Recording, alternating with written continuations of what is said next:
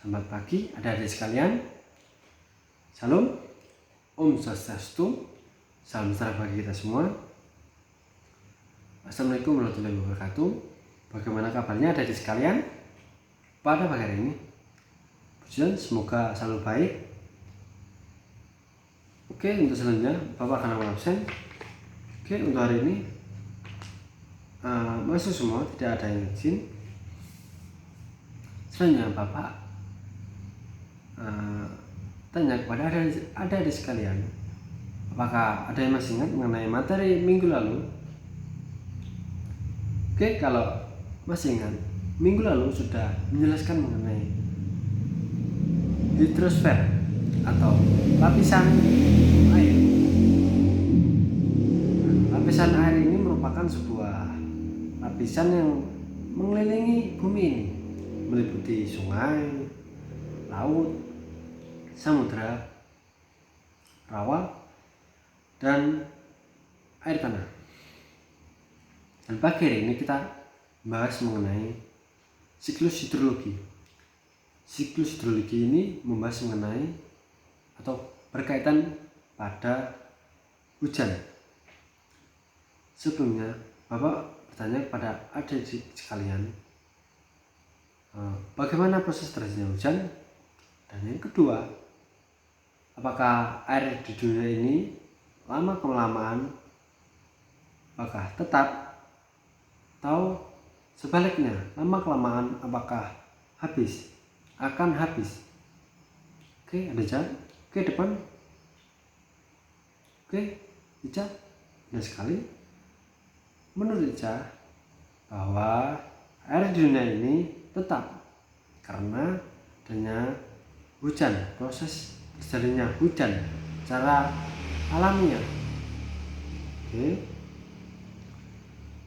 Selanjutnya, siklus hidrologi. Siklus sendiri merupakan segala rangkaian peristiwa yang terjadi berulang-ulang, dan hidrologi sendiri merupakan air. Jadi siklus hidrologi atau siklus air ini merupakan gerakan dari laut menuju ke atmosfer, dan dari atmosfer menuju ke tanah, dan dari tanah menuju kembali lagi ke laut. Oke. Selanjutnya, pada siklus hidrologi ini terbagi menjadi yaitu tiga macam. Yang pertama, siklus pendek, atau siklus kecil. Yang kedua, siklus sedang. Yang ketiga, siklus panjang. Oke, seperti contoh pada gambar ini yang terjadi pada daerah pesisir, itu dekat dengan laut, daerah laut, dan dekat dengan daerah gunung. Yang pertama, kita membahas mengenai siklus kecil. Pada siklus kecil ini, karena adanya pemanasan dari matahari di daerah laut, terjadinya penguapan atau evaporasi. Evaporasi terjadinya adalah penguapan pada benda-benda abiotik seperti air pada laut, air pada sungai, danau, rawa, dan air tanah. Oke, kita lanjutkan. Di penguapan ini akan terjadinya sebuah wujud perubahan dari air menjadi gas, dan dari perubahan tersebut akan menuju ke atmosfer, dan di atmosfer gas tersebut akan menjadi sebuah gumpalan-gumpalan awan, dan pada ketinggian tertentu gumpalan tersebut jadi akan terjadinya kondensasi atau peristiwa wujud dari perubahan uap air menjadi titik-titik air dan lama-lamaan akan berkumpul, dan selanjutnya lama kelamaan volumenya akan banyak atau penuh atau semakin besar. Dan setelah kondensasi tersebut akan terjadinya sebuah peristiwa yang namanya hujan, dan hujan tersebut akan langsung jatuh ke laut atau kembali langsung ke laut. Oke, atau hujan ini dapat dijelaskan adalah sebuah presipitasi, atau presipitasi tersebut merupakan segala curahan yang ada di atmosfer yang jatuh ke bumi. Contohnya seperti hujan es, dan yang ketiga yaitu merupakan hujan salju. Oke, untuk selanjutnya mengenai siklus sedang.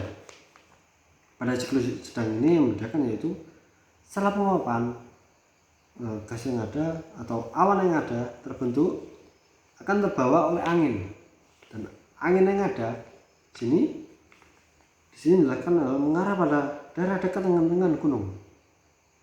Oke, selanjutnya akan terjadi kondensasi. Sebelumnya evaporasi yang ada bukan hanya dari laut, melainkan dari dalam tanah dan tumbuhan.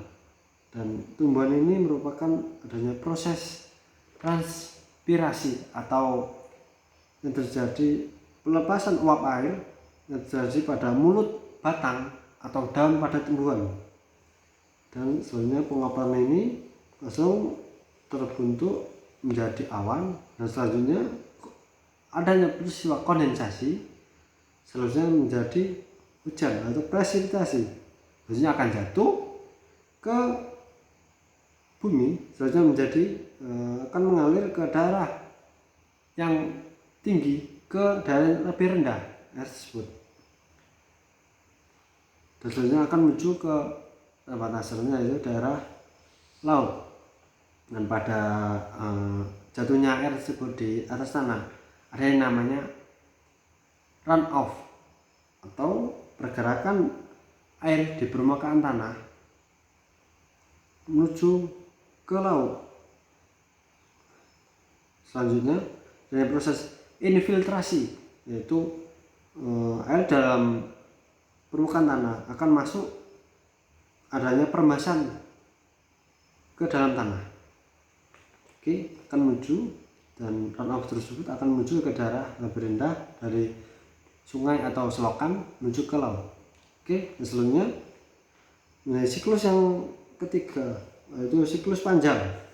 Ini daerah ini, pada siklus panjang ini membedakan adalah setelah kondensasi. Setelah kondensasi ini jelaskan bahwa angin akan membawa hujan atau presipitasi yang ada ke daerah pegunungan, dan daerah pegunungan ini ketika hujan ini terbawa oleh angin adanya kristal-kristal es akan terbentuk kristal-kristal es, dan selanjutnya kristal-kristal es ini akan jatuh ke permukaan gunung ini. Di gambar ini akan disebut menjadi salju, atau awal mula dari sebuah gletser. Dan dari gletser ini dari salju yang ada di permukaan gunung ini akan mencair, dan selanjutnya akan menuju ke laut. Oke, dari siklus hidrologi menjelaskan kesimpulannya, misalkan bahwa air di bumi ini akan tetap dan tidak akan habis karena ada siklus hidrologi yang ada, karena ada peristiwa alam, karena ada hujan.